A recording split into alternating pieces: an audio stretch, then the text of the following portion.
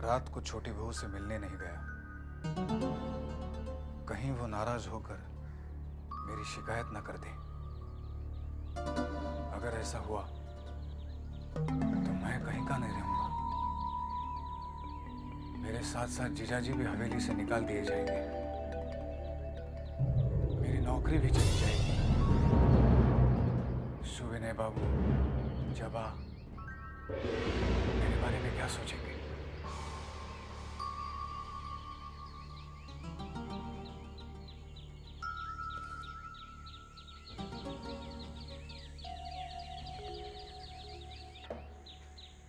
भूतनाथ बाबू, क्या सोच रहे हो भाई? जी कुछ नहीं, खत पढ़ रहा था। खत पढ़ रहे थे? खत तो वैसे ही पड़े हुए हैं। जी पढ़ने ही जा रहा था। बाद में पढ़ लेना भाई। कल मेरे पिताजी की कहानी फिर अधूरी रह गई, तो मैंने सोचा कि आज शुरू से ही शुरू करता हूं। तुम सुनोगे ना? जी हाँ सुनूंगा। तो सुनो। मेरे पिताजी मां काली के भक्त थे, बहुत बड़े भक्त थे। त्वमेव जगत कारणम विश्वरूपम, गुरुदेव से ये मंत्र मिला था। और यही मंत्र जपते जपते मोहिनी सिंदूर इतना बड़ा हो गया, कच्चे से पक्का मकान बन गया। हाँ, माँ खाना नहीं खा रही है। मुझे जाना होगा। कल से इसकी माँ की तबीयत और भी बिगड़ गई है। अब अगर वो खाना खा लेती तो आज पिताजी की कहानी मैं पूरी की पूरी सुना देता। खैर, फिर सही, मैं चलता हूं। तुम खत पढ़ो।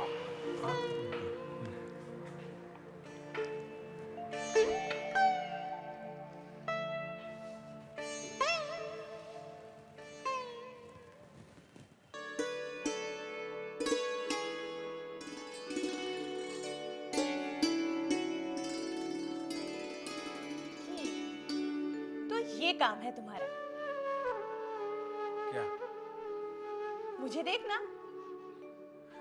नहीं वो अरे देखो ना, देखो देखो, मैं कुछ नहीं कहूँ। आपकी माँ को ये बीमारी कब से है? तुम मुझसे कुछ कह रहे हो? जी हाँ, मैं आप ही से कह रहा हूँ। फिर ठीक है, मैं समझ रही थी कि तुम मुझसे ही कुछ कह रहे हो। अरे क्या हुआ? सर में दर्द है? नहीं, क्यों? तुमने सर पकड़ लिया? वो तो मैंने ऐसे ही पकड़ा था। ओह, तुम ऐसे भी पकड़ लेते हो? क्या सोच रहे हो कि मैं तुम्हें बहुत सता रही हूँ और तुम मेरी शिकायत पिताजी से जाकर करोगे? नहीं, मैंने ऐसे बिल्कुल नहीं सोचा। आप गाना बहुत अच्छा गाती हैं। तुमने मेरा गाना कब सुना? पहली बार जब मैं आया था, आप गा रही थी। जी कर रहा था आप गाती रहे, मैं सुनता रहूं। किसी दिन सुनाएंगी आप वो गाना? किसी दिन क्यों? मेरे जन्मदिन पर आ जाना, सुना दूंगी। पर अकेले मत आना। फिर किसके साथ आऊंगा? तोहफे के साथ। भोजन तैयार है।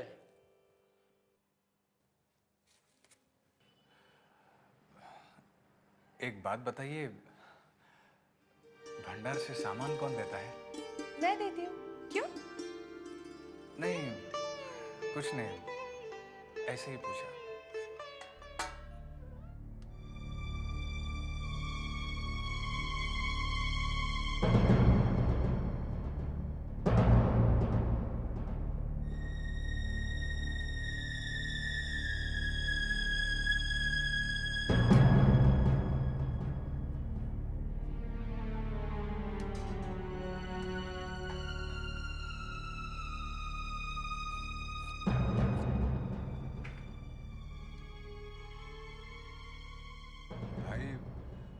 ऐसी बड़ी बड़ी आंखों से क्यों घूर रहे हो?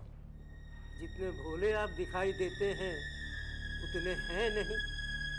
तुम कहना क्या चाहते हो? आपको जो कहना था कही आए ना। क्या? क्या कहा मैंने और किससे कहा? मेरी शिकायत की है आपने कि मैं आपको भरपेट खाना नहीं देता। क्या शिकायत? और मैंने? हाँ हाँ, आपने।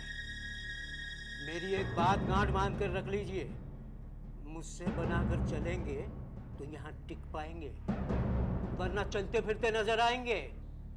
तुम्हें गलतफहमी हुई है, मैं ऐसा आदमी नहीं हूँ। मुझे आदमियों की खूब परख है, समझे आप? आप जैसे न जाने कितने किरानियों को मैंने देखा है। भला चाहते हैं तो आगे से सोच समझ कर चलिएगा, वरना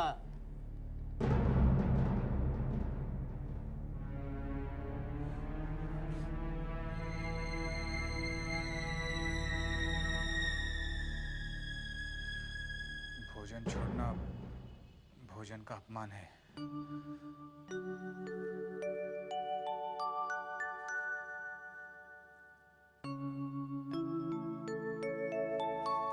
कल से मैं दफ्तर में भोजन नहीं करूंगा। सुविनय बाबू होते तो मैं आज ही बोल देता। कल बोल दूंगा उन्हें मेरे हिस्से का अनाज ना दे। भला इतने अपमान के बाद निवाला गले से कैसे उतरेगा? मैं बोल दूंगा उन्हें। अरे भंडार में अनाज की कमी है? आखिर तूने क्या सोचकर एक शरीफ लड़के के साथ ऐसा बर्ताव किया है? अब यहाँ क्या खड़ा है? उठा अपना बोरिया बिस्तर और दफा हो जा। किसी भी अहंकारी को मैं अपने यहाँ नौकर नहीं रखूंगा। दोबारा ऐसी गलती नहीं होगी मालिक, इस बार माफ कर दीजिए। माफ कर दूंगा। तू और एक घड़ी यहाँ रुका तो मैं तुझे साफ कर दूंगा। भूतनाथ बाबू, सच बताना, इसने तुमसे क्या क्या कहा? जी, इसने ऐसा कुछ नहीं कहा। इसने जो कहा वो मैं सुनना चाहता हूं, फिजूल की बात नहीं सुनना चाहता। जी, इसने महज इतना ही कहा कि मेरा अगर इसके साथ ऐसा ही रवैया रहा तो मैं यहाँ टिक नहीं पाऊंगा, लेकिन अपमान नहीं किया। अपमान करने को और रही क्या गया था? तुम्हें दो जूते मारता ये। तू यहाँ खड़ा रहा तो मैं तुझे जूते जरूर लगाऊंगा। जा यहाँ से, जा। मेरी समझ में नहीं आता भूतनाथ बाबू, तुम नौजवानों की पीढ़ी इतनी दबकू क्यों है? जिसका जी चाहता है तुम्हारी तौहीन कर जाता है।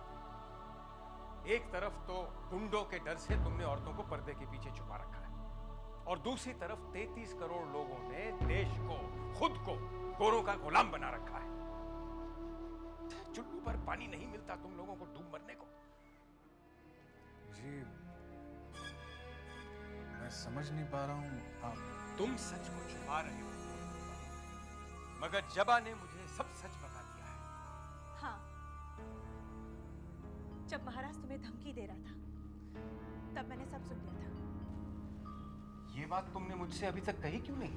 कहते कैसे पिताजी? चोर तो ये मुझे ही समझ रहे थे ना। इनके हिसाब से भोजन का सामान मैं ही कम देती थी। क्यों? ठीक कह रही हूँ ना? भला मैं भोजन का सामान कम क्यों दूंगी? भरपेट भोजन देने के अलावा मेरा तुमसे संबंध ही क्या है?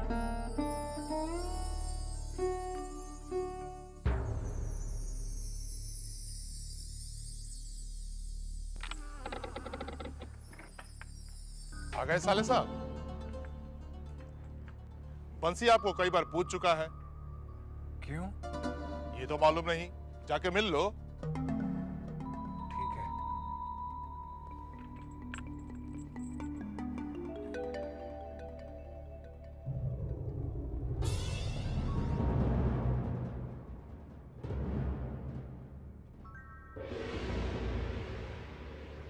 जरूर छोटी बहू का संदेशा होगा।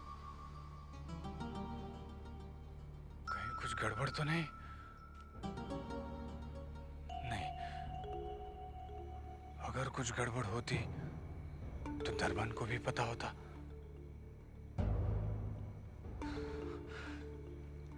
आखिर ये छोटी बहू मुझसे चाहती क्या है?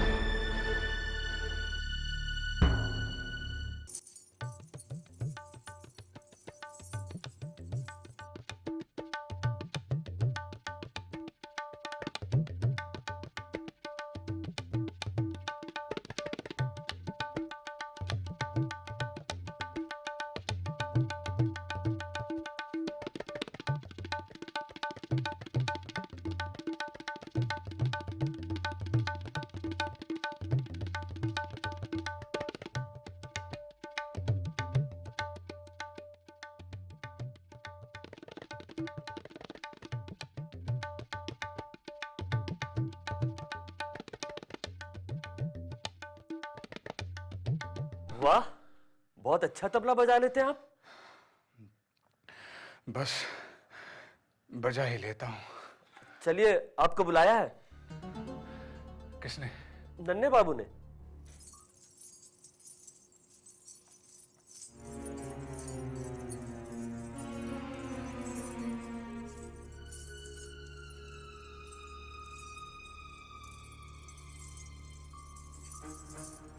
हुजूर, हुजूर,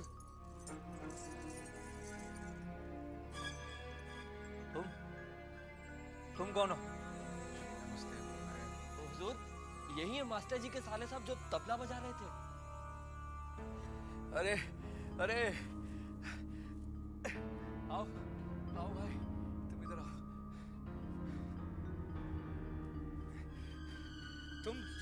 तुम तबला बजा रहे थे? जी गलती हो गई, क्षमा कर दीजिए, आइंदा ऐसी गलती नहीं होगी। अरे नहीं, हम चाहते हैं तुम ये गलती करो, बार बार करो, मगर हमारे सामने बैठ कर करो। तुम यकीन मानो, तुम्हारे इन हाथों में संगीत की देवी सरस्वती विराजमान है। जो तबला हमने आज सुना है, वो हमने पहले कभी नहीं सुना। तुम उठो वहां से, उठो, तुम उठो, आओ आओ बेटा।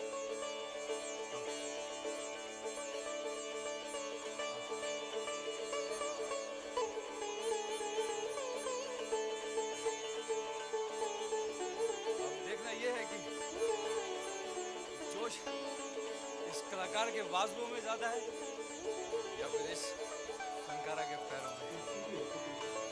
शुरू हो जाओ।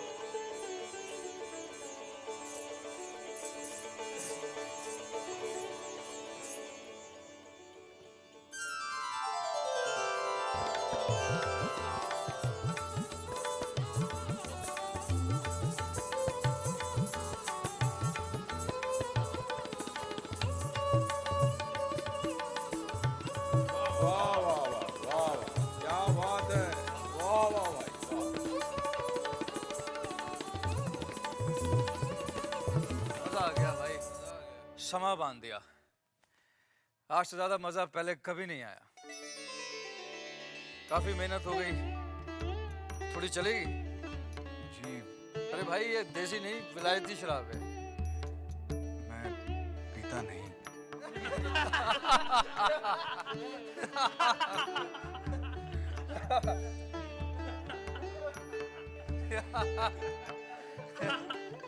हुजूर, हुजूर, क्या है बंसी? बड़ी माँ ने साले साहब को बुलवाया है। जाओ भाई, बड़ी माँ का हुक्म है। जी ठीक है, चलता हूँ। नमस्ते।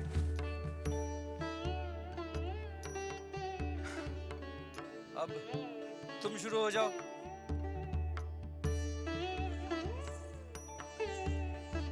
बड़ी माँ ने मुझे क्यों बुलाया? बड़ी माँ का तो बहाना था, नहीं तो नन्हे बाबू के पास से सुबह से पहले छुटकारा नहीं मिलता, और ये बहाना बनाने के लिए छोटी बहू रानी हमका बुलाई है। क्यों? अरे कल से वो आपका राह देख रही हैं, उनको आपसे कुछ बात करना है। बंसी, कहीं छोटे साहब आ गए तो? छोटे साहब सुबह से पहले नहीं आते हैं, इसीलिए इस समय बुलाया। आओ।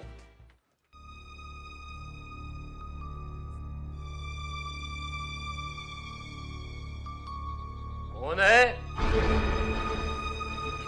क्या हुआ? ये कौन थे? ये है घड़ी बाबू, हवेली के बहुत पुराने नौकर हैं, समझे, बूढ़े हैं। इनका काम है हवेली की सारी घड़ियों का समय मिलाना और दूसरे का समय नष्ट करना। वो कैसे? हवेली के साहब और बहुओं को छोड़ के जो भी इनके सामने पड़ जाते हैं ना, वो का जबरदस्ती बैठाए कि जो उन किस्सा शुरू करते हैं तो घड़ी के सुई की तरह रुकते ही नहीं। और एक बार बाकी है, चल जल्दी झूला लीजिए। क्या हो रहा है? बड़ी माँ हाथ धोआवत यहाँ है। 64 हो गया। अरे बहुत छुआछूत वाली हैं। अगर उनके ऊपर कौनो साया पड़ जाए या गलती से केहू से उनका हाथ छू जाए तो जाना तो कितने बार हाथ धोवा थी? कितने बार? 64 बार हाथ धोवा थी, तब जाए के कहीं पवित्र होती। 64 बार।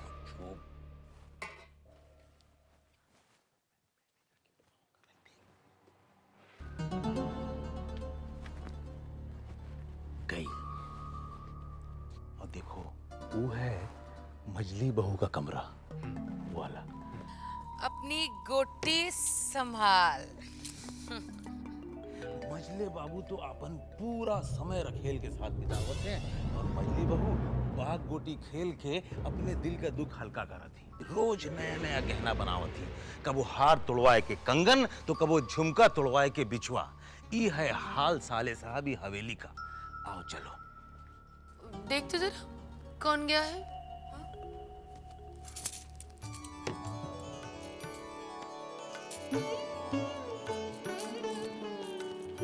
कोई नहीं है। अरे आप तो हार रही थी, आपने गोटी बदल दी है। सिंधु, तेरी इतनी हिम्मत तो अपनी मालकिन को बेईमान ठहराती है। नहीं नहीं मजली बहू रानी, मेरा ये मतलब थोड़ा ही था। एक दासी से मालकिन हारे तुझे अच्छा लगेगा क्या? मैंने तो वही किया है। चल खेल। छोटी बहू रानी,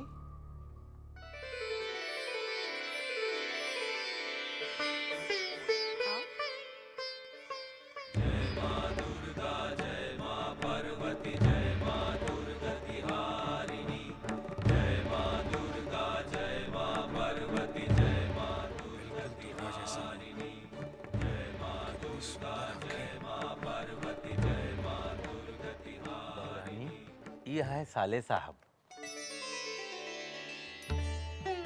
मालूम है। बैठो। बंसी, तू बाहर खड़ा रहे और चिंता से कह दे कि थोड़ा नाश्ता भेज दे। जी अच्छा।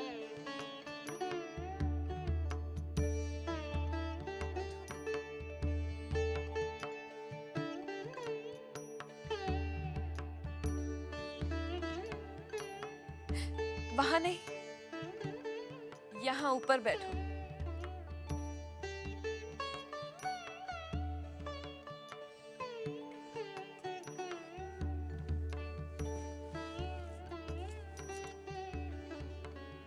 सब तुम्हें साले साहब कहते हैं। नाम क्या है ये तो बंसी भी नहीं जानता। होश संभालने से पहले ही माता पिता संसार से कुछ कर गए। सिर्फ बुआ ने ही देखा, उन्होंने ही मुझे पाला पोसा और नाम दिया भूतनाथ चक्रवर्ती। सबको सुनने में अजीब लगता है, आपको भी लगा होगा। बिल्कुल नहीं लगा। मैं तुम्हें भूतनाथ ही कहूंगी।